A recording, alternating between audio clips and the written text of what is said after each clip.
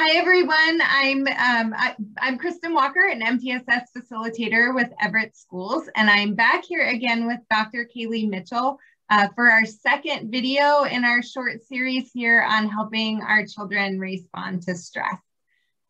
So in our last video, Dr. Mitchell shared with us about a model for stress, a stress model that kind of explains why we all respond to stress differently. And in this video and our next video, we're going to talk about some strategies to help our kids respond to that.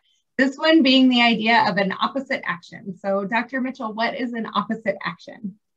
Well, so opposite action is actually a skill that is through dialectical behavioral therapy that can be very much applied in the everyday setting. And really opposite action, the premise starts with the idea that every emotion is attached to an urge.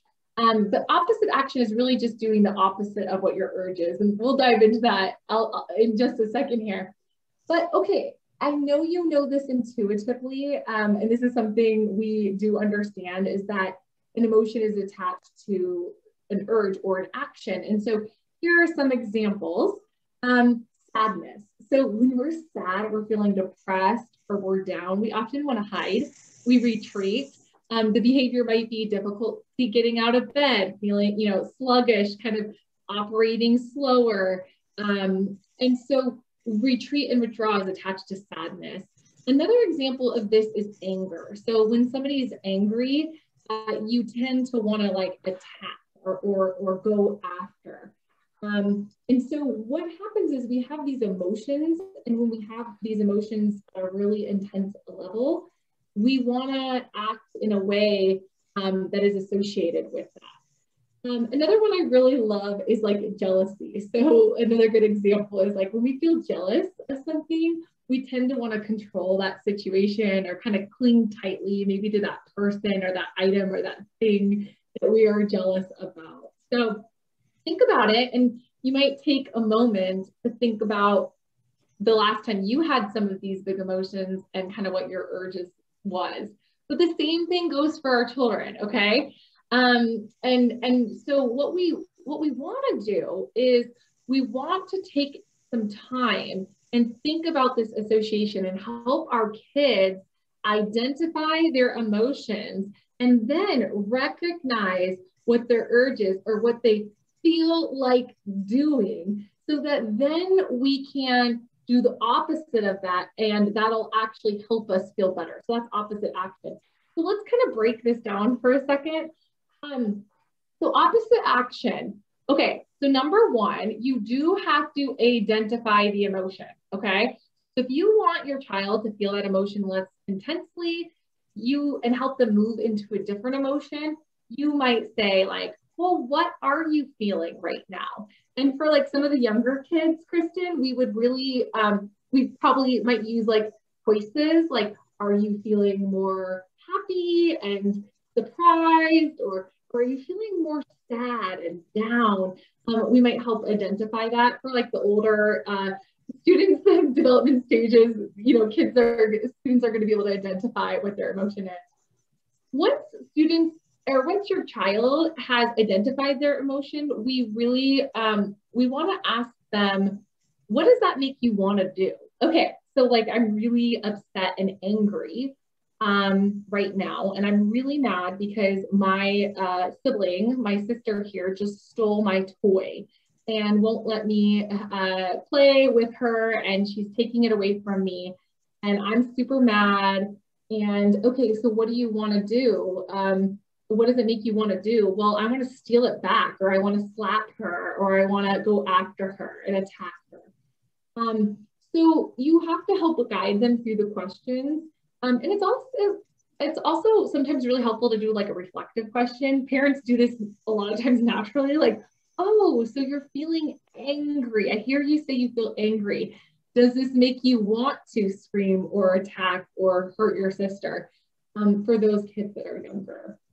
So, okay, after we identify the emotion and we identify what the action is that, our child wants to do, then identify the urge. One question that's super important, Kristen, is asking, do you want to feel differently?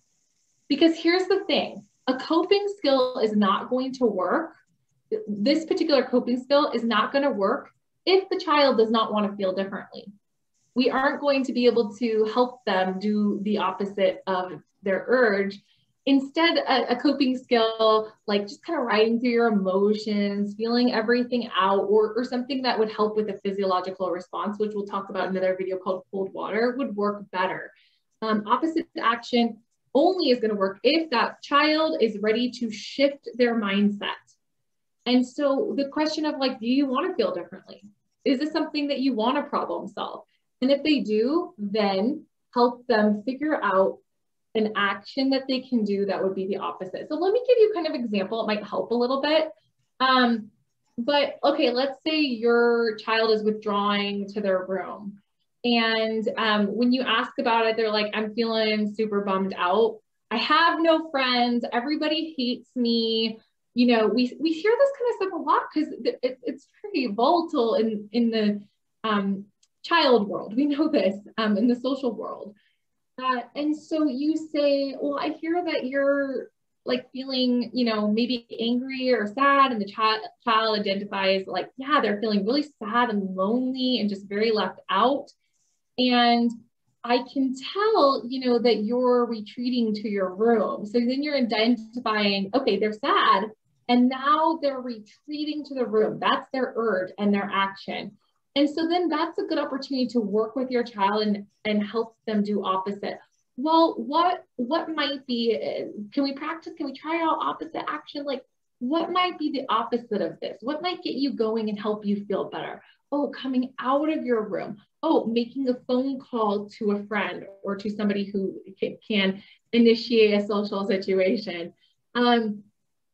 So that's something, would it be helpful if you came into the living room and we could do something together? Because that might be opposite of hiding, even though it's unrelated or might not unrelated to the peer situation.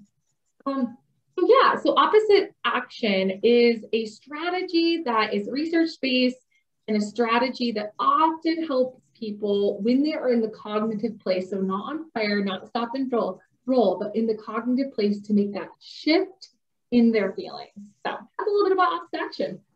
That's great. And I have one follow-up question for you, because I was thinking about how great this would be for small problems, medium-sized problems, or big problems that you could do this. But I also think about like my child saying, yes, I want to go to my room, or yes, I want to feel angry. When is the best time to do this? Is it sometimes before, sometimes during, sometimes after?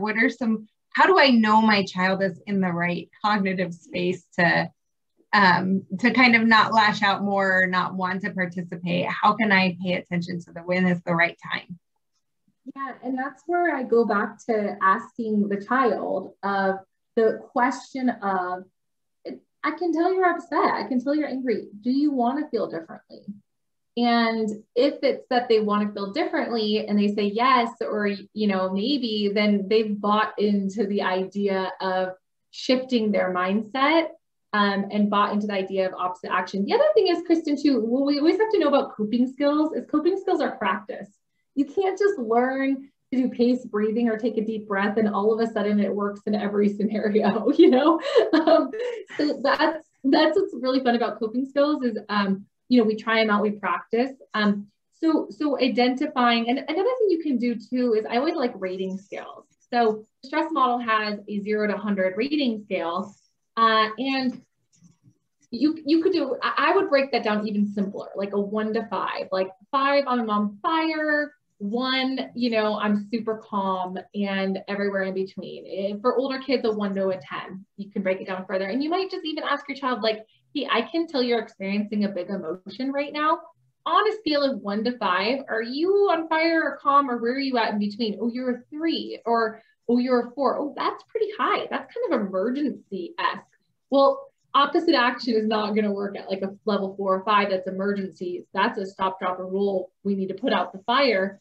We need to respond to the physiological feelings first before we can deal with the cognitive. So all those kinds of things are signs. That's great. Thank you. Yeah, it seems like this is good stuff to have, a lot of conversations that you can have. during stressful events, but also all around them too, to kind of talk about the 1 to 5 scale and things like that. So that's super helpful. Thank you. And in our next video, we're going to talk about a cold water strategy and some things kind of to do maybe when you're more on fire. So thank you.